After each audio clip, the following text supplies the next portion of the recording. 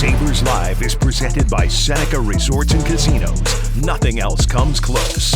We are going to overtime.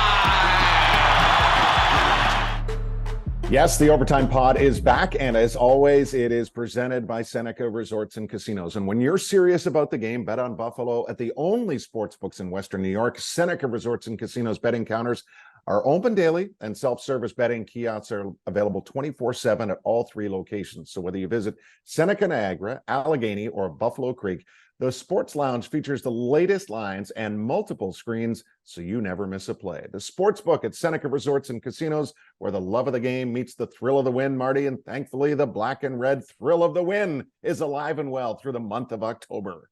It saved the start of the year, Duffer. It has saved the start of the year, but I don't know what it is. I don't know why. There's even a buzz with the fans. And look, I love the royal and gold way better. Like that, like I'm saying way better.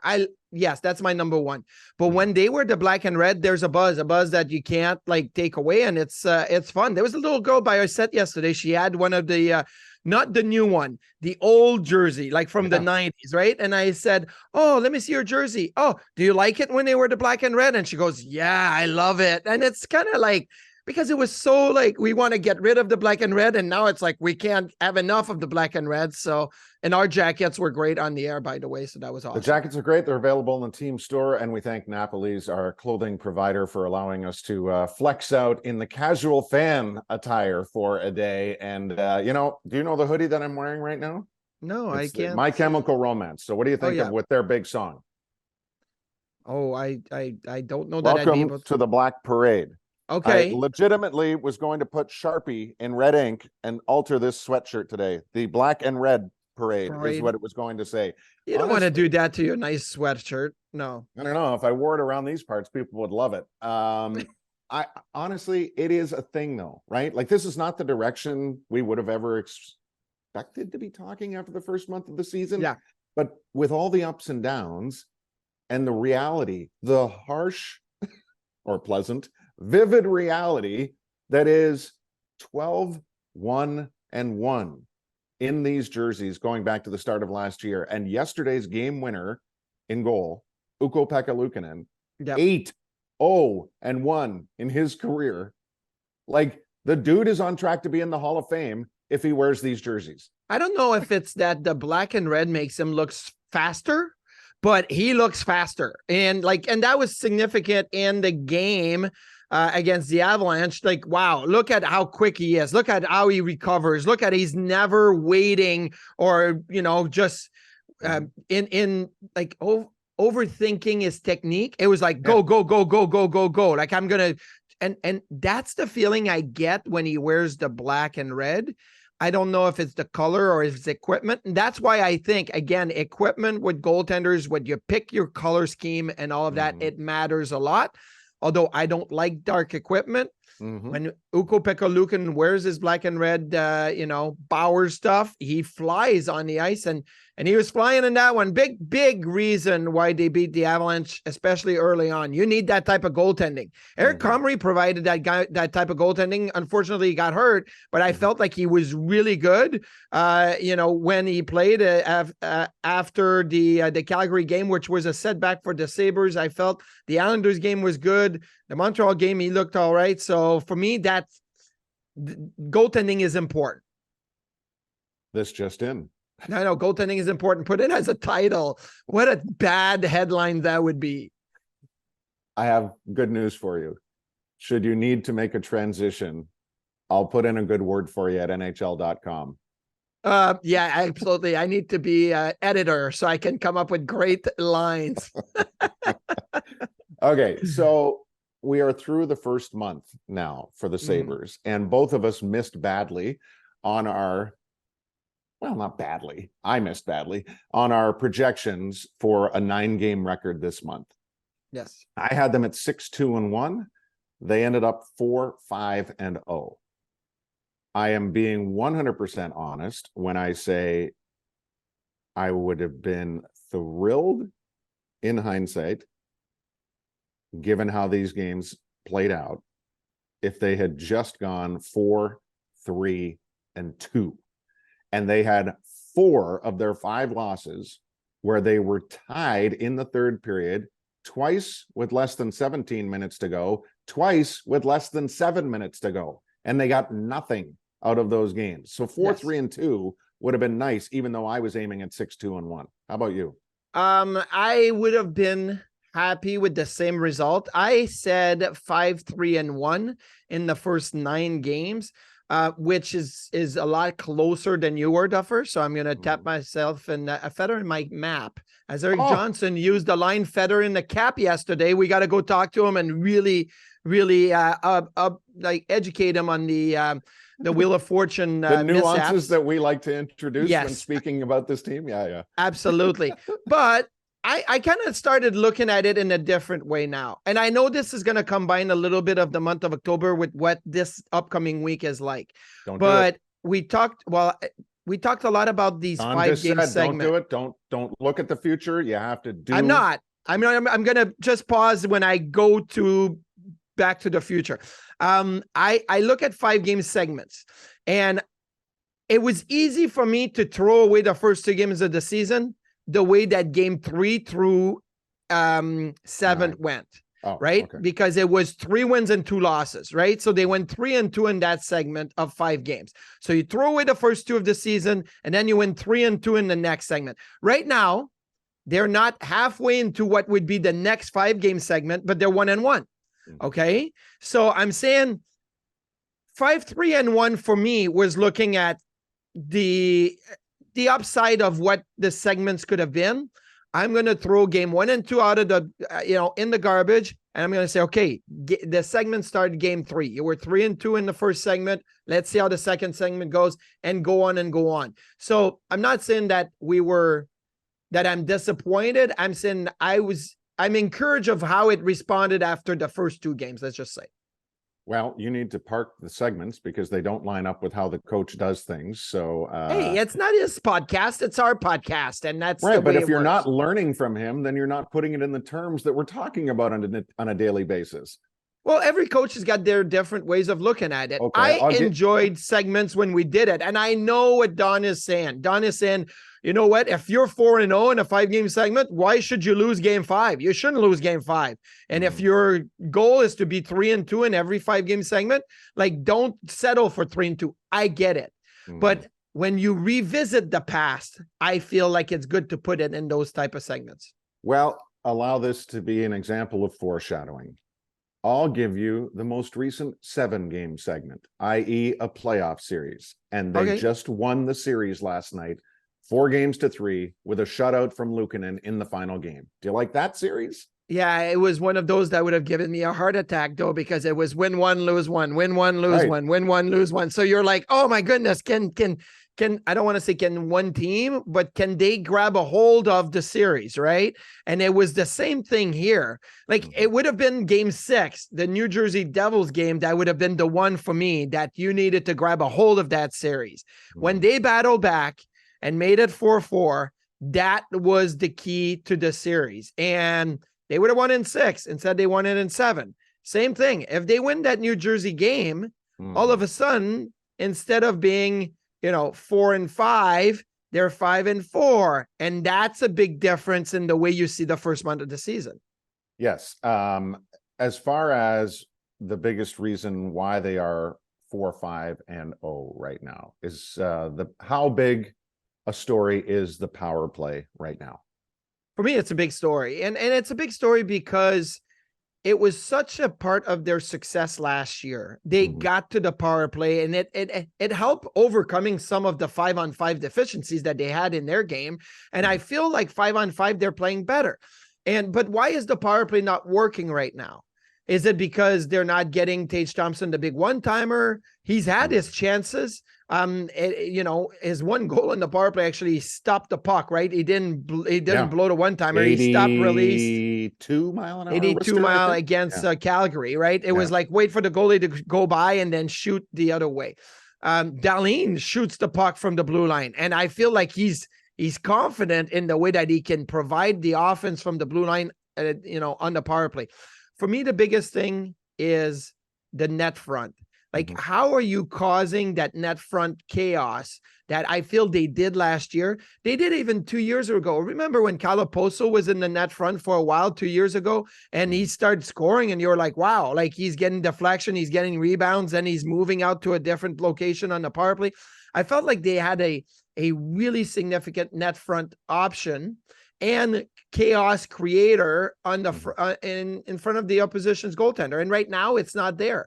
And I'm not saying it's gonna never be there, but that's the big gaping hole in the power play right now, because they're not causing what would be a disturbance. And now the net front D on the other team can say, I'm gonna shade on Tage Thompson, because I don't have to worry about the net front spreads. I can shade on the bumper on Jeff Skinner.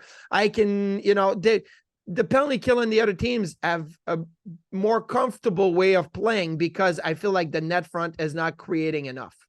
It's crazy how it goes. They are 27th at home, 20th on the road, 29th overall with the extra man. But last year's big negative on special teams has vaulted all the way to 6th, as their penalty kill is 92% at home, 83% on the road, and 6th overall at just a hair under 90%. So huge step in the right direction.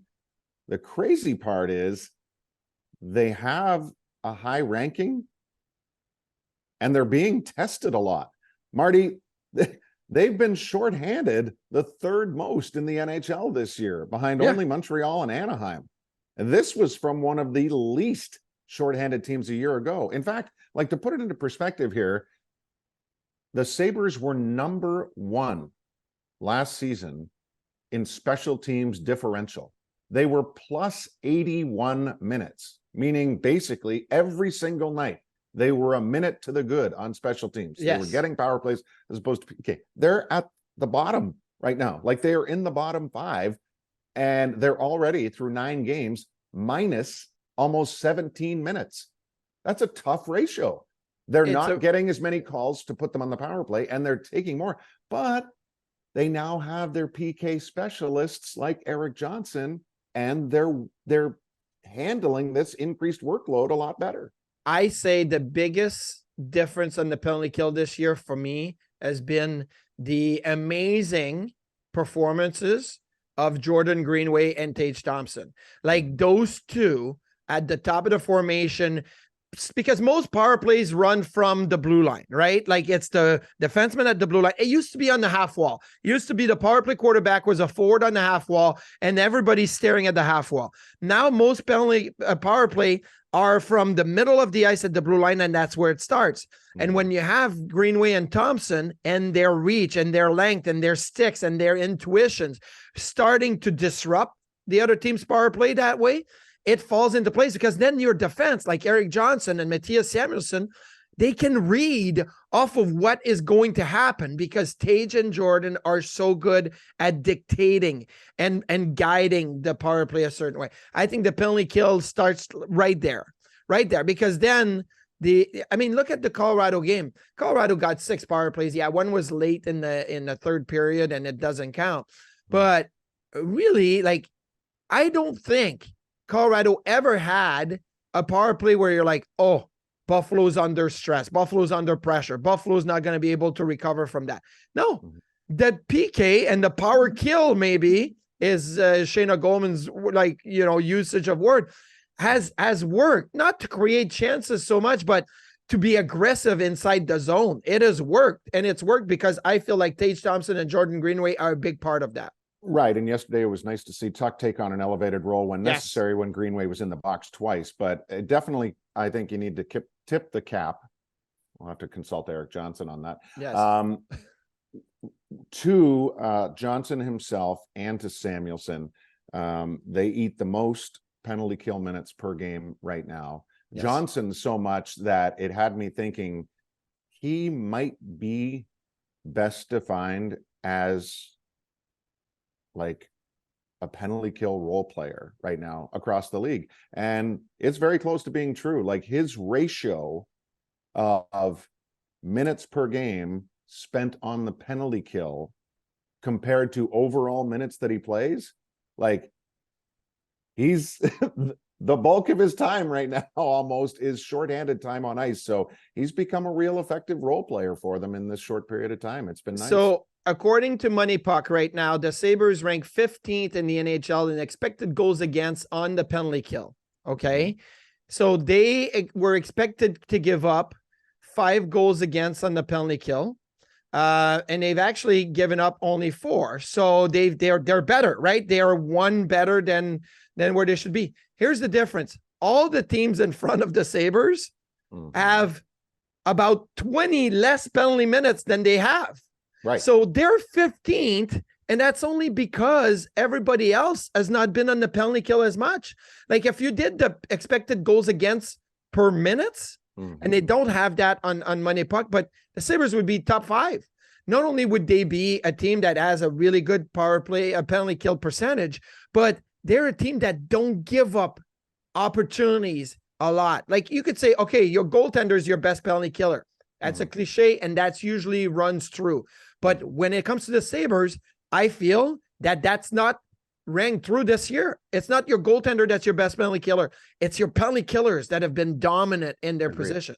And one stat that we talked about last week was 5-on-5 for and against. It was an area where the Sabres slightly missed being in that group they needed to be in last year. And it was about as accurate a statistic as you could get for getting into the playoffs. Well, this past week where they won 2 out of 3, could have easily won 3 out of 3. They improved at 5-on-5, and now they are on the right side of it at 1.17 goals for per game, at 5-on-5 in the for and against differential. They're on the good side of it. The base is 1. You have to be higher than 1, and it ranks them 12th in the league. This is a really good place for them to be. And therefore, that's why we kind of led with the power play discussion, because man, just a little bit more effectiveness is going to be a game changer and game breaker for them. Yeah. I mean, the power play will, if the power play had scored 2 goals more in the first 9 games, which is not asking for a lot, it's just 2 goals. At least 2 more points. That would be at least 2 points. Then you're talking about, I think it's 5-4 instead of 4-5. And maybe if you get lucky, you're 5-3-1, which was my prediction. So I'm blaming the power play for my prediction not coming through. Do you have a concern or reason as to why the Sabres are shorthanded far more often this year? Well, the funny thing is in the game against Colorado, in 9 penalties that were given out, 5 of them were tripping. Jordan Greenway got called for tripping twice. And I'm thinking, what? Maybe, I'm just saying maybe. I'd have to really dig in.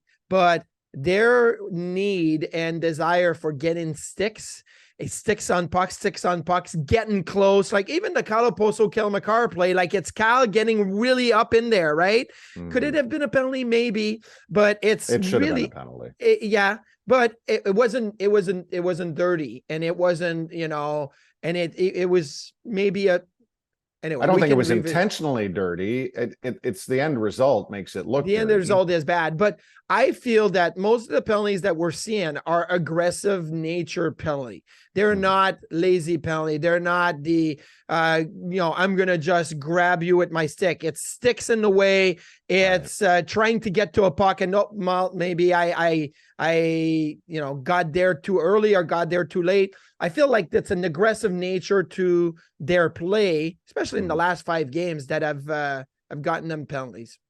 Career years last year for Rasmus Dahlin and Jeff Skinner. Both are streaking right now. Both are tied for 25th in league scoring. Should we expect this to continue, i.e. that both will again author new career years? I think so. I think that Dahlin is just continually like getting better from year to year. And now he's even taken another step because he says he wants to shoot more. And when he shot that puck against the what game Devils, was that? Friday. The Devils, that it went over off the pant of Bastian, right? But he shot the puck from the blue line with his left knee getting down to the ice. Like he wanted to shoot it so hard that he wanted to break people in the way of the puck.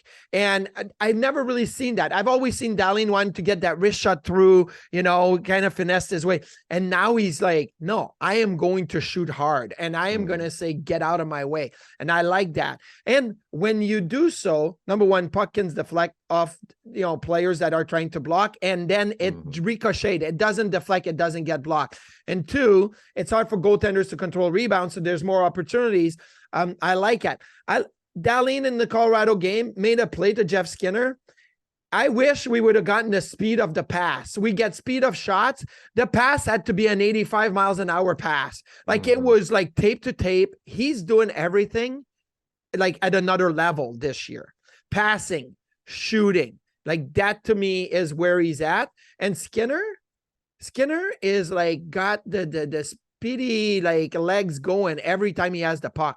I like to think that Jeff has always had great edges and he uses them well in certain situations. I feel like this year it's been power. It's been when I get the puck, I take 3-4 really, really quick strides and I'm using my edges that way, not the finesse edges, more the power edges. That's the difference with Jeff Skinner right now. Very quick aside here. Speaking of pants, because we had a double pants deflection in the Devils game. We had the pants off of Bastian and we had the pants that should have never seen the light of day in an NHL game. And I don't know how the Oilers can get credit for a Heritage Classic win wearing those god-awful pants. Like, do people think that in the old days there was only one color? Like, and when you attach a word heritage to something, you have to make it look like that color? Like, what the are we doing here? The Oilers jerseys were actually really cool in idea and design, and they took away from it with this atrocity in their lower half. I can't tell you how bad they were. It made no sense. It's not part of their color scheme. So I get that you look at old footage of the Montreal Canadiens or the Leafs or whatnot, or the Rangers, and you're going to say, well, they had brown gloves. Yeah, they had brown gloves because leather was brown, right? And that's what it was. But the pants were blue. The pants were red. The pants were like, they were the color of the jerseys. They didn't wear brown pants. Like the material in the pants was a fabric that was colored. Now, I get it that you tried to do something different. But it their really jerseys did not. Were different. They were beautiful. Yeah, the pants did not come out good. The jersey with the number on it, but then even in the helmet decal, it was the same thing. And the number, I was like, this is really, really, really cool. This is a great design. Anyway, no, that was overthinking a situation that you didn't have to. It's like, look. Like goaltenders that want to wear a brown leather type replica for old school. Yeah, because goalies wore brown gear in the 60s and 70s, but players did not have brown pants in the 60s and 70s. That's not the way it was. Okay, like I said, quick aside. Hey, here's another pant little thing. Devin Cooley got to back up Ukko-Pekka Luukkonen against the Avalanche, and he had his blue Rochester Americans pants on. No, they were saber shell. With a saber shell, but you could tell that underneath them, I felt like underneath them, it was the Rochester Americans one, just because it was, I see what you're saying. He didn't have his black and red one. He had the blue and gold one. That's what it is. I was thinking but I thought Rochester Americans head to toe because he had the blue pads, the blue gloves, but the blue pants. Yeah. I see what you're saying. You confused me yesterday with that, and I was digging. Like, I woke up in the middle of the night, like, what was wrong with Devin Cooley again with his pants? Well, he had the blue pants. I have a solution for that. Just don't go to sleep. So, it prevents you from waking up in the middle of the night. Oh. Well, I went back to bed. Don't worry. Okay, good for you.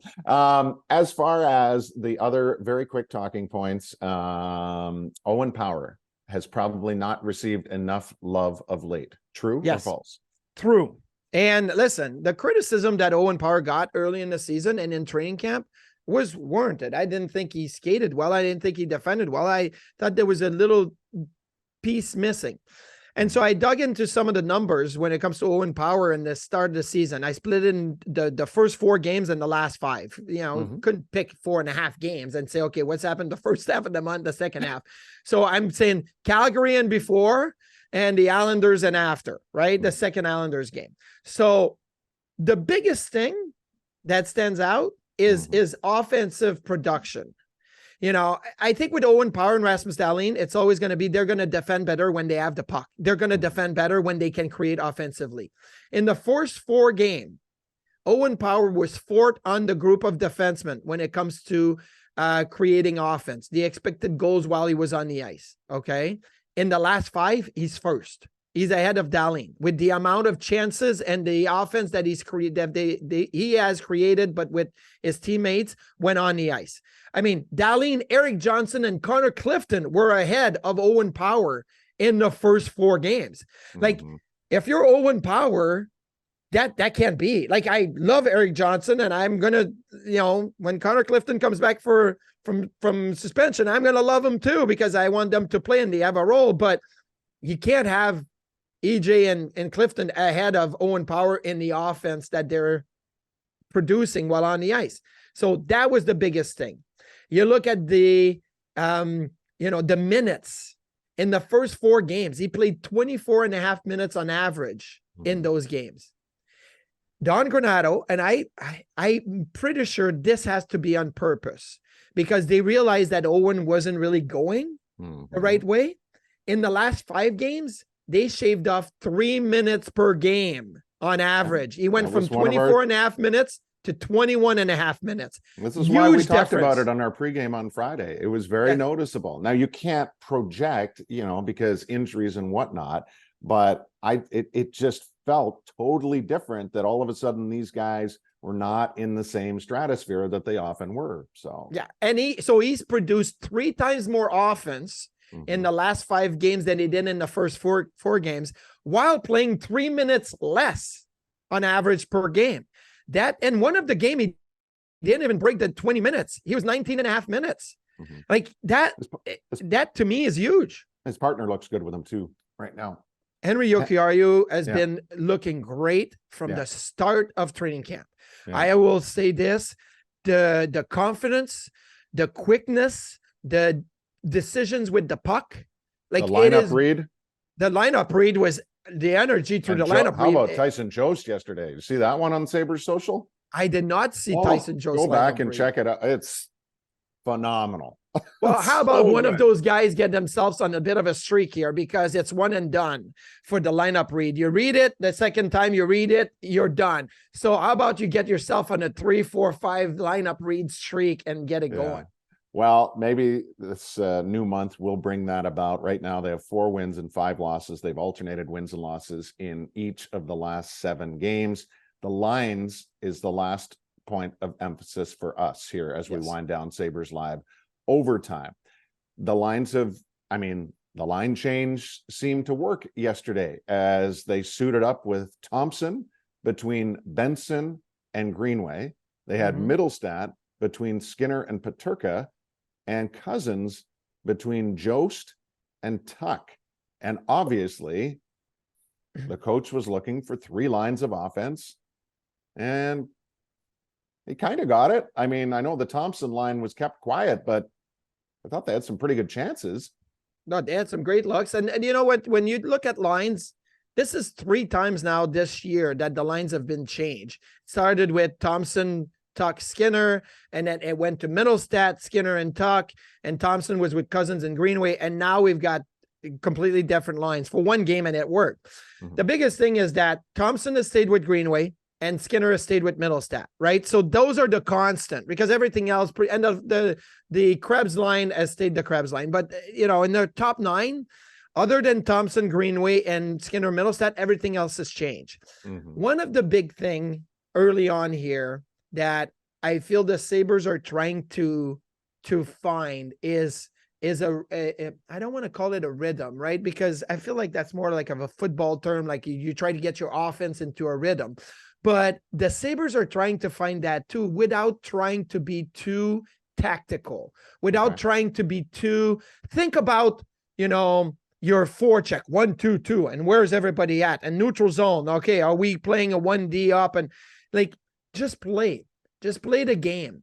And when you change the lines, what's the first thing and I've seen this being on the bench more like with the defense when they change partner and they look over to one another and they say, keep it simple, keep it simple. 1D to D, we go up the ice. Like we're not going to go D to D, back to the D, hinge, reverse, like 1D to D up the ice. And now what, like this, the middle stat line was the perfect example against Colorado. Every time they got the puck, the Sabres would always come back into their zone, give it back to their defense, slow the game down, regroup. Every time middle stats line got the puck yesterday in transition, they went up the ice. Skinner got the puck, he went up the ice. Peterka got the puck, he went up the ice. Tuck got the puck, he went up the ice. Cousins got the puck, he went up the ice. I felt like it simplified their way of thinking because they're different players, different line mates, and you don't have the repetition in practice to say, hey, remember in practice 2 weeks ago, we did this regroup. Let's try this regroup. No, keep it simple. Get in your lane and get up the ice, get north. And that really had an impact because Colorado is the type of team that they like to push offense. But as soon as the Sabres got the puck back, you got to make them come back into their zone. And it worked. And I think it would work against a lot of teams too if you play simple like that. Now, obviously, if you play the Rangers and they clog up the middle like they did in game 1 of the season, you're going to have to find other ways. But I thought that it simplified things when the lines got shambled up a little bit, like Don Granato decided to go against Colorado. So what's your long-term belief in the lines as presently constructed? My long-term belief will always be the same thing, is that you don't have to change it until you either have a personal change through injuries or having somebody that's not going. You got to move out of the lineup.